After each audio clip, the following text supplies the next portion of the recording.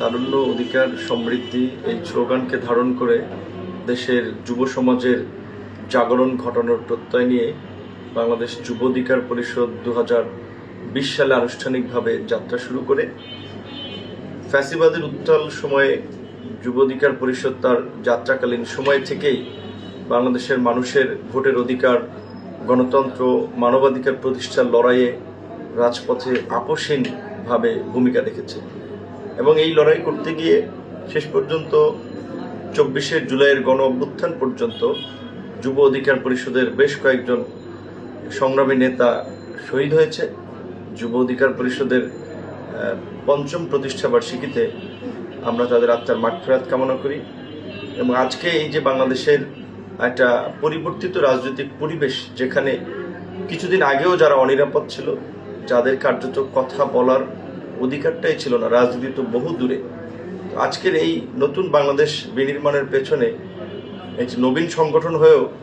যুব অধিকার পরিষদের অগ্রণী ভূমিকা রয়েছে। আশা করি আগামীতেও বাংলাদেশের মানুষের যে পরিবর্তনের আকাঙ্ক্ষায় নতুন বাংলাদেশ বিনির্মাণের যে স্বপ্ন, সেই স্বপ্ন বাস্তবায়নেও যুব অধিকার পরিষদের নেতাকর্মীরা কাজ করে যাবে। দেশের যুব সমাজকে দেশের উন্নয়ন, দেশপ্রেম,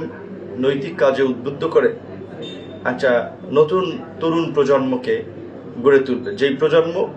আগামীতে একটা নতুন বাংলাদেশ জাতিকে উপহার দেবে। যুব অধিকার পরিষদের পঞ্চম প্রতিষ্ঠাবার্ষিকীতে সংগঠনের শুরু থেকে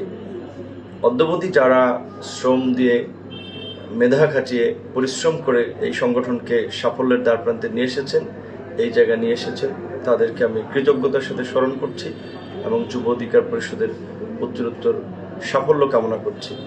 বাংলাদেশে যেখানে ফ্যাসিবাদের সময়ে কিংবা পুরানো দুর্বৃত্তায়িত রাজনীতির সময়ে মানুষ কার্যত রাজনীতি বিমুখ ছিল, কারণ রাজনৈতিক দলগুলোর মধ্যেও ওইভাবে গণতান্ত্রিক চর্চা আমরা দেখিনি,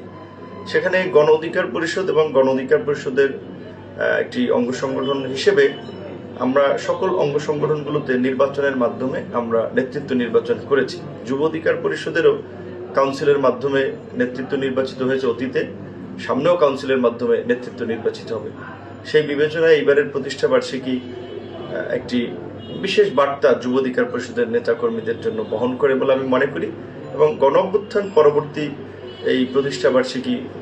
মাধ্যমে যুব অধিকার পরিষদ সারা বাংলাদেশে হয়ে উঠুক আরও প্রাণবন্ত, আরও উচ্ছল